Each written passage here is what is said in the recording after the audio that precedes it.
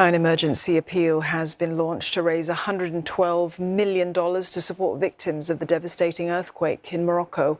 The call comes from the International Federation of the Red Cross and Red Crescent societies.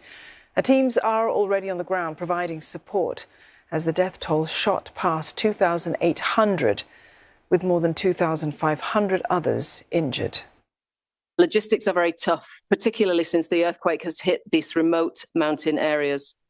Challenges include roads blocked by debris, difficulty in accessing fuel for vehicles in these high mountain ranges, and broken water supplies, which brings with it the very real risk of disease and infection if people are unable to access safe and clean water. Villages east of the epicenter received their first delivery of aid earlier today, 4 days after the quake. But some parts have yet to see any help because roads are blocked by landslips. Emergency crews have been working around the clock, digging with their bare hands to clear debris and pull out bodies. Despite the scale of the devastation, rescuers are still hoping to find more signs of life, even as the window to do so, well, it's fading fast. Giles Gibson joins us live from Marrakesh. Giles, thousands are living on the streets in makeshift camps as well. The Red Cross has warned of a second wave of disaster amid that.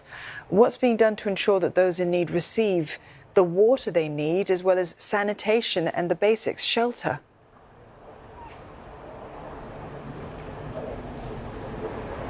Well, of course, Dawn, it really depends on where those people in need are. If you are here in Marrakesh and your house has been damaged, then of course you're very close to receiving the sort of aid and the sort of support that you would need. If you're in Miz, which is a village in the foothills of the High Atlas Mountains, one of the villages that's been really devastated by this earthquake, that is now turning into really a hub for the aid and the search and rescue teams that are flowing through there and then higher up the mountains to some of the more remote villages. If you're in that village, then supplies are starting to come through. You could perhaps have a tent or something like that if your house has been destroyed.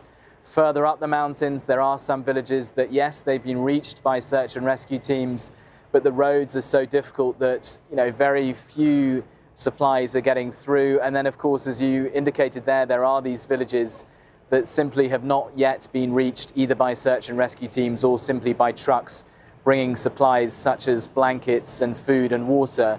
And those are the people really that the authorities here are most concerned about, because they have been potentially out in the open for up to 4 nights now. They will not have had any access to electricity, no running water, no phone signal. Those are the people that the authorities are most concerned about in those most remote areas of the High Atlas Mountains. Extremely difficult conditions you described there, Giles. I mean, at the same time, Spain has been asked by the Moroccan government to help coordinate the international aid response. Do we know the reason behind that request?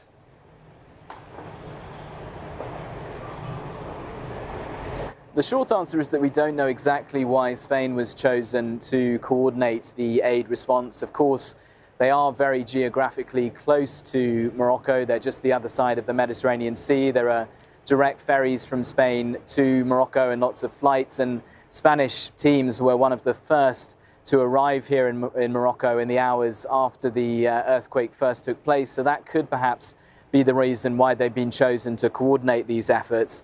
The government is saying more broadly that it is trying to control the flow of aid, that it doesn't want to simply just throw the doors open and let aid flood into the country completely uncontrolled. But you do have critics of the government speaking out as well and saying that they have been too slow perhaps to request aid officially. So you have countries such as France and Germany and Italy, not too far away from Northern Africa, who are saying that they are ready and willing to provide search and rescue teams and supplies and that kind of thing, but that they have not yet received an official request for aid from the Moroccan authorities.